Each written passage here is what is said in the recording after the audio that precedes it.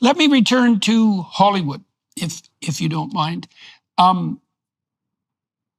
It seemed to me that Hollywood took a walloping blow with COVID and then the strike. And like one of the things I've noticed about myself is I used to go to movies all the time, to theaters. I love going to movies. And I've gone to very few movies since COVID. It's kind of like, I don't know if I got out of the habit. It's something like that. Partly, I used to know where to get reliable reviews for upcoming movies. Like I was in the stream. I knew what was coming out of Hollywood. I made plans to go see the movies. Right. That all disappeared. And now I don't know how to get back to that. But I think... And you're wondering, is it because of my age? Must be. Yeah. Well, that could be too. Yeah. Although, see, I don't know. Or is it just that way? Well, I also don't know that. And of course, the media landscape is fragmented too. And so it's hard to figure out what sources you can rely on for information. The way they advertise movies is nowhere near what it used to be. It used to be just like an ad in the newspaper. Yeah. And that was enough. Yeah. And then it became like TV ads.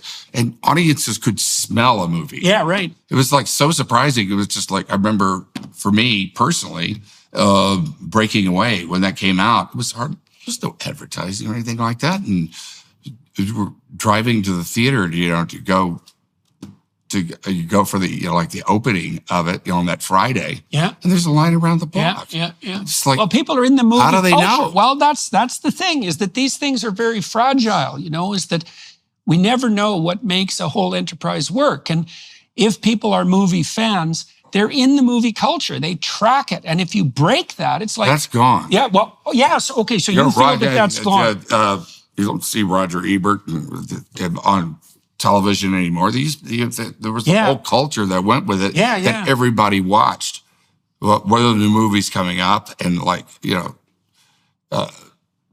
laying them out there, what they're about and all that. And, and you knew months in advance. Really, great debates on what they were about, and so how do you view the current reality and the potential future of the film industry? Are there still stars? That's the thing. Who was the last movie star? Well, from what I've been able to understand, the only star truly standing, Leonardo DiCaprio, Cruise? No, Cruise. That's going too far back. Leo. I mean, the last movies, they're still out there. Yeah, they do occur. Yeah, they're out there, but they also, my sense too is that, and I don't really know what to make of this, that are they the last of a dying breed? Well, the new is like it's gone to social media. Yeah, that's where the new movie stars are. I mean, Justin Bieber, the first star. Totally created on YouTube. Yeah. Nowhere near the traditional way of doing it. And then the actors now are the same way. They have their Instagram page. They, self-advertising. Yeah. But used to be back then, movie stars, like going up and really until the 80s, 90s, true movie star, you wouldn't do a talk show on TV.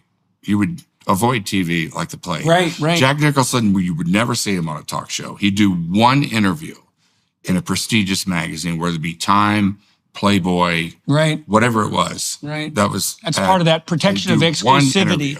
Yeah. And you would, some guy would spend a couple of days with him or something, but you really wouldn't.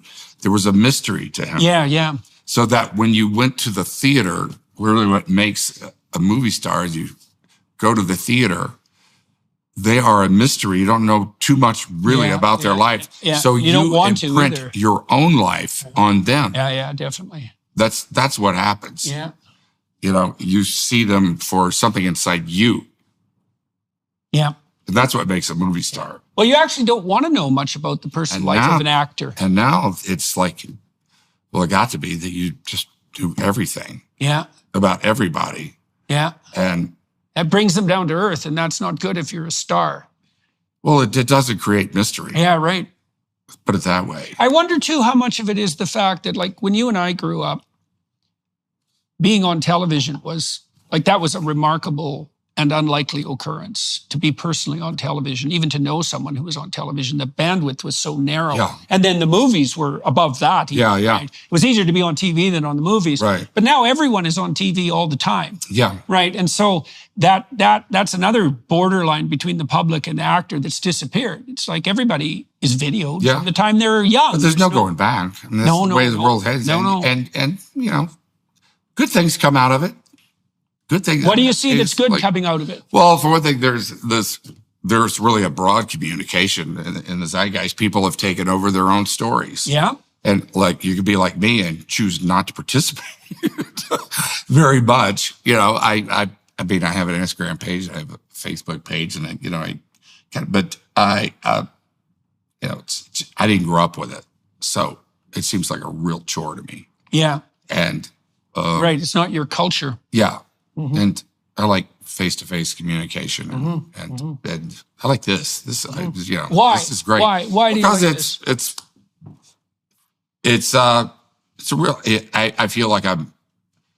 That is one good thing about today, as opposed to then, is that you could do an interview like with a magazine, and you know somebody who was out to do a job on you, because they kind of feel like they build you up. Yeah. You know, you have this fall, and then you have the comeback. Yeah. The thing, but like with this, it's unfettered. Yeah, and I get to represent myself. Yeah.